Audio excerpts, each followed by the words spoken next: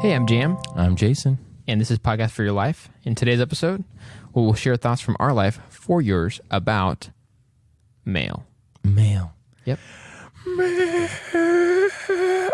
You know, like from Blue's Clues? Yeah, here's the mail that never fails. We don't promise a lot on this show, but we do promise that it'll be thoughts and it'll be under 15 minutes. So these thoughts about mail will make you want to wag your tail. If you have a tail. And when it comes, I want to whale mail. So Jason, what is mail? Mail is those shiny pieces of paper that you get in your mailbox that are mostly advertisements for local businesses. That's mail. Yeah, that is mail. And it's a part of our society. It has been for such a long time. Centuries. A long, long time. And it's fascinating. This topic was like not really, but kind of on accident suggested by our good friend Emily.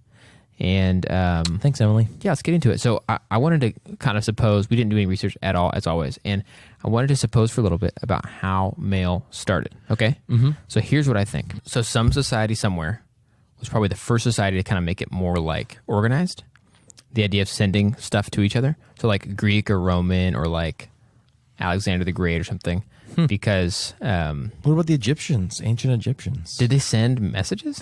I'm sure people have been sending messages since they like lived away from each other. Totally. But I think the difference is that sending a message, like when you have they have people like run and send messages either that were written on paper or just that they would memorize. Yeah. But I think that's not mail. Really? I think mail refers to, I could be wrong. I think mail refers to one, written communication. Okay. Two, I think it's a system of communicating. Okay. Okay. Yeah, like, sure. You know what I'm saying? Yeah, it's like... it'd be different. It's like, if I just sent you a message, I wouldn't call it mail per se. Like, if I just... Sure. If I just hand it to you or handed it to somebody who handed it to you.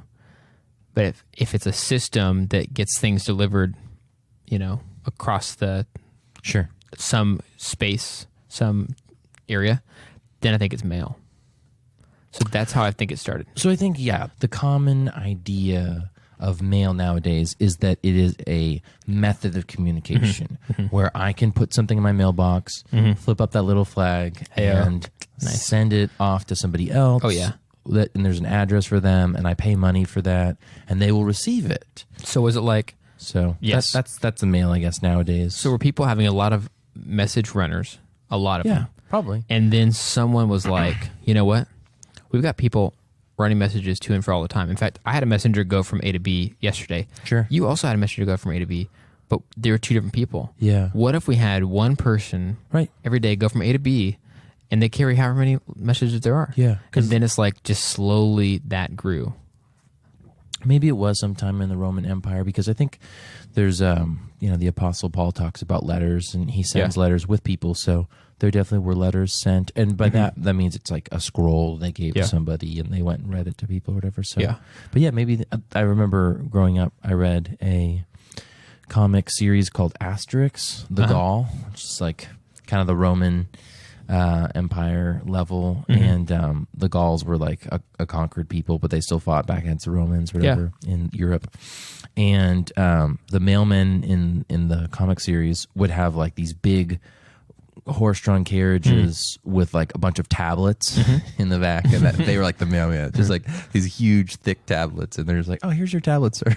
Thank goodness that we have much lighter messages now. And faster vehicles than the poor horses, And I bet that something regarding war and battles was a driving force for mail. Because when you've got, say you've got some group out somewhere fighting something, there's a really important need for updates. So I bet that was really what spawned a lot of like the need for having a good system. Sure. It's like if we had runners, going to and fro from these battlefronts or whatever, back to the main spot, I bet something related to that pushed forward the system of mail. Sure. Yeah. So who knows?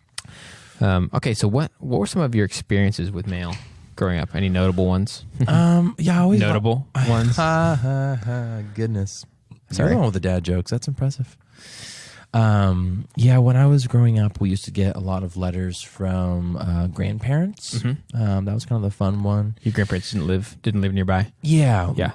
We moved out of state when I was 9, and so we would get letters from both grandparents. Yeah, that's cool. And that was kind of fun. Was it like an exciting thing when you receive a letter? Be like, hey, Jason, we got a letter from Mima or whatever. Yeah, and then also, birthdays come around, you get that birthday money. So that's also really exciting. That special mail, Yeah. Amen. Or I remember when I was in like middle school, one of the things I really looked forward to getting in the mail was the monthly Lego magazine. Oh, yeah. Because it had like comics and all the latest Lego toys that they were coming out with, and I wanted all of them. Mm-hmm. So that was one of my That reminds me, actually, there's a magazine I was excited about. I used to get one of those, I cannot remember what it's called, but it had like all kinds of puzzles and stuff in it. Like you had to do 2 photos and you had to identify all the differences between the 2 photos, and it had like mazes and word searches and stuff. I loved those so much. It was like the probably first exciting thing that I would get in the mail. But I can't remember what it was called. Yeah, there were a lot. Like there was highlights people would get in the mail. National Geographic. Was highlights it? Popular Mechanics. Like magazines. There were a lot of like kids magazines. Yeah. The mail was kind of like, it used to have less junk. What's happening? Yeah. It used to have, dude, it's just sad. And nowadays it still is like, okay, there isn't that much junk, but there still is, like, out of all the pieces of mail I get during the week, maybe 1 or 2 of them are like relevant. Yeah. We had growing up just in 3rd grade, I had a Penpal for a little while. Right after September 11th, which I was in 3rd grade when that happened. Was it somebody you knew or just a random stranger? Stranger, oh, cool. Which was kind of cool. Our 3rd grade class set up with another 3rd grade class in New York City. Oh, that's and cool. we were pen pals with them, which was pretty cool. That's awesome. And I didn't remember like getting exactly why. Like, I don't know how well they explained some of that stuff to us, but naturally it was because like, hey, these kids have been through a lot, living right near where this thing happened, and could know people or have friends and family members who were, affected by that. So it was a cool experience. I remember thinking like, New York City felt so far away. Yeah, from Abilene. Yeah. Other end of the world. Right. And feeling like, man, this is interesting. I'm like able to read what this guy wrote. That's pretty cool. So it was my first like tangible experience of really thinking like, oh, I got a handwritten thing from some stranger from far away, and I'm getting to know them better without having ever met them in person. Sure, yeah. And that was cool. I kind of wish, I don't think it probably ever occurred to me to continue doing it after 3rd grade. Yeah. We did it as part of like a class kind of deal. We have a time where it's like, hey, the whole class, that whole other class would send theirs all at the same time, so we'd set aside time in class to do it. It never occurred to me to continue after, but that's a great class period. Yeah. I hope if I ever go back to school, they'll let me do that. And then, have you ever heard of Flat Stanley? No. Go back to school. Sorry, I was already on to the next thing. Have you heard of Flat Stanley? No, what is Flat Stanley? Okay, without going into detail because it's not going to make any more sense. Flat Stanley was this book about this kid who smashed himself into a dictionary to make himself flat so that he could travel by mail.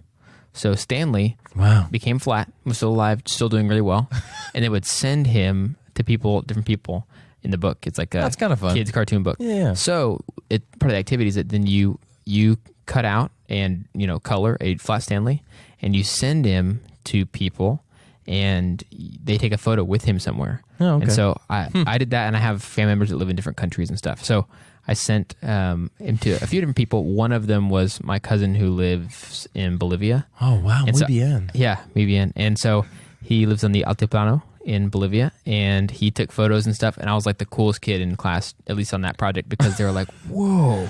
You're Flat Stanley went to Bolivia? Did you have to pay like $30 for international stamps? Dude, I don't know. I'm guessing my dad. My dad has done a lot of mailing to and from Bolivia, but so I'm guessing he took care of that and didn't. Good man. I don't think he probably got anything out of my piggy bank to cover it. I'm guessing he covered it. So, why do people still send mail now? Excluding like packages and stuff, like mail letters and stuff. Yeah, because we have like email and texting and phone calls and stuff. Yeah. I don't know. Is there something that mail offers that email and text doesn't?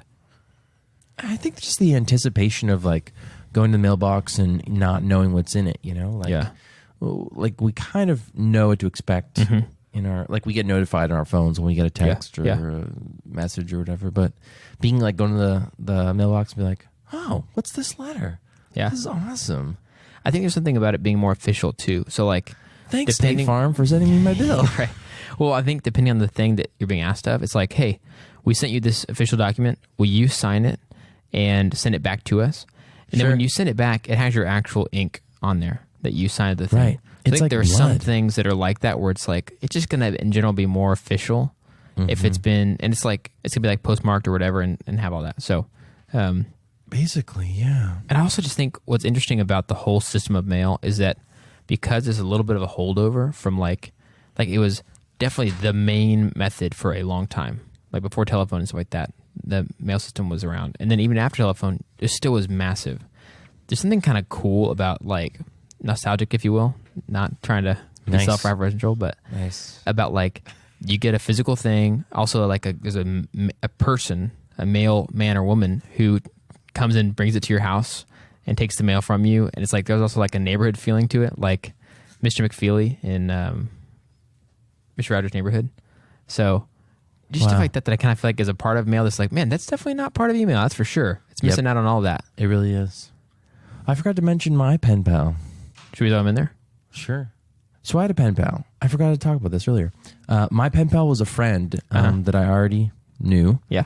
And I moved away and was like, hey, we should write to each other. And he was like, yeah, we should write to each other. We were both like 12. Very organic. Then. And yeah. And not so like a fake deal. We wrote to each other like for 3 or 4 years, like on and off. And I still have the letters. Yeah.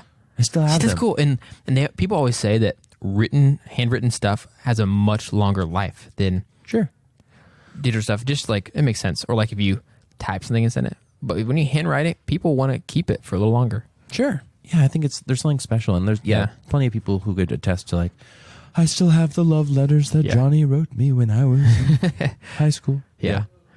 Right now, the street that we live on, I'm not sure when. We just moved to this area about 6 months ago, but they don't have any mailboxes on the street at all. They only have mail slots up on the house. Yeah, on the house. And so nice. I'm not sure how they accomplish that, but I love it because it's way more relational. Like if I happen to be home and the mailman comes by, he'll park his truck or whatever you call it at the end of the street and then walk with his bag and puts all the mail in the slots. And it's cool because I've met him. Like the last few places I've lived, I haven't met my mailman. Because they just drive off before you have a chance to be like, here's cookies I made for you. Yeah, yeah.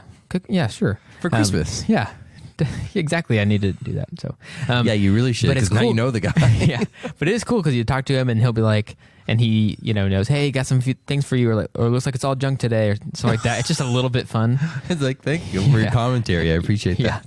Yeah, but I really like that. So I feel like I've been thinking more about mail than I did in the past because now instead of it being automatic, like before, when I didn't have a human that I interacted with, it may as well have been like an automatic car driving around and sticking a drone. Stuff. Yeah. But now it's like, oh yeah, there's a human, and I get to interact with him and stuff. That's great. So, well, tell Mr. McNeely I said hi. McFeely. McFeely. Yeah.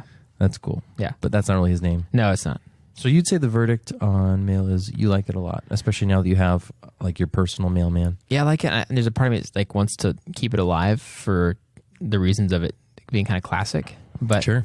I mean, at the same time, if it went out for a really good reason, I mean, I don't want to be one of those people who hold on to something that's actually is time for it to move on. But I like the mail a lot. Yeah. I mean, it's really hard to send a check via email. Mail, the last remaining shred of patience in our society. Curtis, would you be so kind as to close this out, please? Of course. Thank you guys for listening. Have a great weekend. Thanks, Curtis. We'll see you guys next time. Bye, guys.